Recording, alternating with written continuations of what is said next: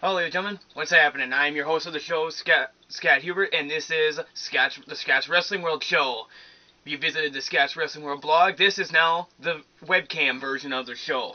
I'm very excited to be here, and you are witnessing, as we speak, a new era in professional wrestling journalism. With me as your host. On this show, I will cover everything from the past week of topics. I'll cover Monday Night Raw, Friday Night SmackDown, TNA Impact. I will cover any UFC pay-per-views or MMA events that have happened over the past week. I will cover any major news stories over the past week. If you have anything that you want me to promote or want me to comment on, you can leave me comments or questions at my two following websites. My first one is the scottswrestlingworld.blogsome.com. Blogsome spelled B-L-O-G-S-O-M-E. There you can view my past work, or where I talked about many different topics, and see what kind of viewpoints I do have on certain things. You can visit my MySpace page, which is myspace.com/ScottsWrestlingWorld. If you want to add me as a friend, go right ahead.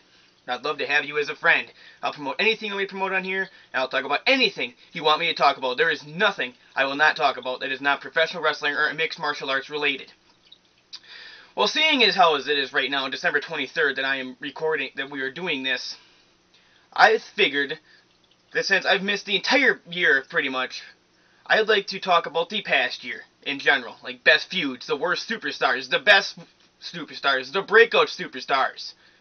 I'd like to make predictions for next year. But since this is a show that's 2 weeks away from the new year, I'll just cover the stuff that's happened in the past year.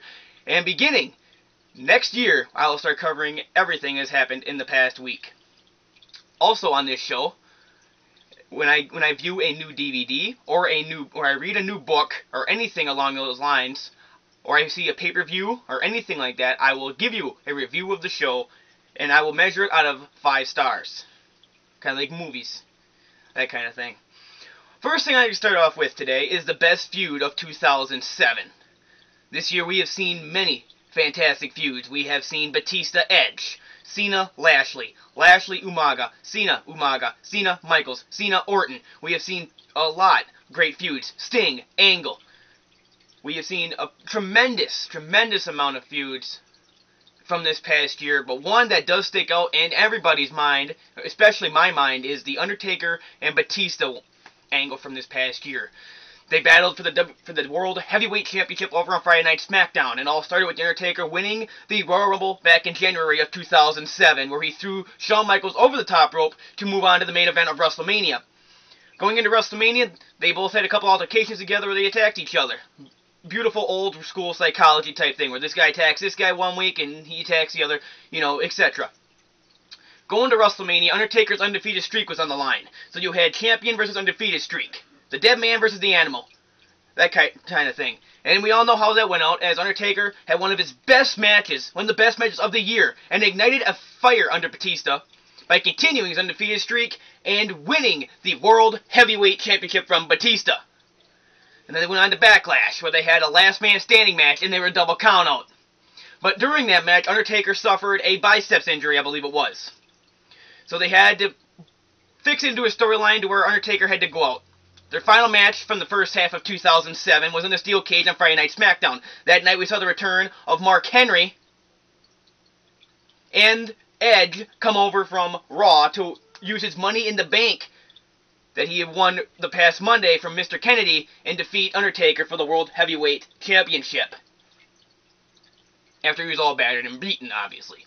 Undertaker returned this past September, had a short little stint feud with Mark Henry, and then won the rights to the World Heavyweight Championship chase. So they're chasing down Batista again for the world title. Batista beat The Undertaker for the very first time at Cyber Sunday, where Stone Cold Steve Austin was a special guest referee, and Batista finally one-upped the dead man. But then Edge made his return to the Survivor Series, costing Undertaker the World Heavyweight Championship. In the past Armageddon, we saw Edge, who was pretty much mixed into the Undertaker-Batista rivalry in the feud, and win the World Heavyweight Championship in a triple threat match at Armageddon, which was a very exciting match. But see, Undertaker-Batista is one of those feuds that people are going to talk about for a long time.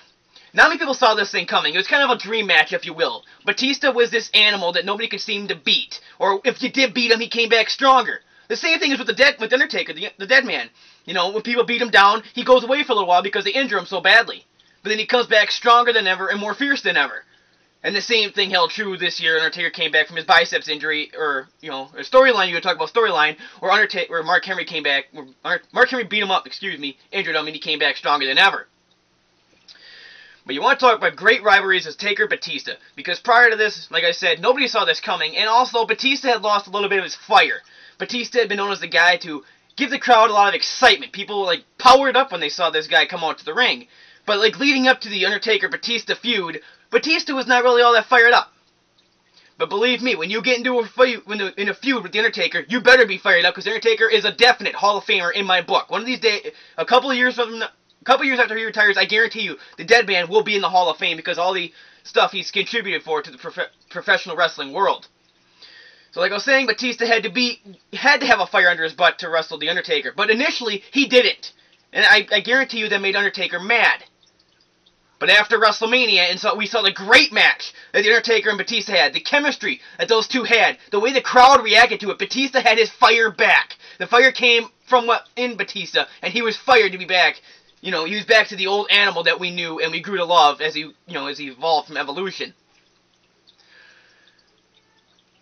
But Batista had the fire back underneath him. Undertaker was as good as he ever was this year. I think it's one of his best years. It's kind of like if you want to compare Undertaker to, I don't know, you want to compare him to, let's say, a legend. He's compared, in the pro wrestling world, he can be compared to Terry Funk. That's how big of a legend he is. He can be compared to Ric Flair. This guy's in the annals of time among them. But you want to make a wrestling analogy with a football analogy, and the way Undertaker's been around for a long time, and the way he's been able to, go through injuries and adjust to the times and everything like that. You can make that comparing Undertaker to the great Brett Favre of the Green Bay Packers. As you see the jersey I'm wearing. AJ Hawk. There you go. But anyways, you can compare him to Brett Favre. That's the way Undertaker is. And last year, Undertaker didn't really have as great a year of 2006 as he should have. But this year is great for the Undertaker. Just the way 2006 was bad for Brett Favre, 2007 has been better for Brett Favre. Same thing holds true for the Undertaker. And that's why I give the best feud of the year to Taker and Batista, because of the chemistry and the way the crowd lit up when they saw them.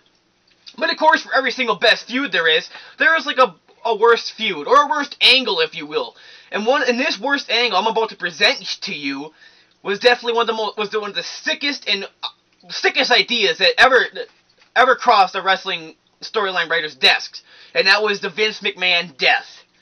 How in the world can you go about faking a death of a person on national television, having them blowing up in a limo and all that stuff, and showing video clips of people putting pictures from the WWE Stamford, Connecticut offices? It was one of the sickest angles I had ever seen, and I'm not for that kind of thing. I know you have to adjust for the times. I'm not one of these guys that has to go back to the 1970s. Everything has to be family friendly. But I mean, you cannot do this type of thing on national television. But I think Vince McMahon did get what was coming to him, as shortly after this angle was brought about, Chris Benoit suffered his death.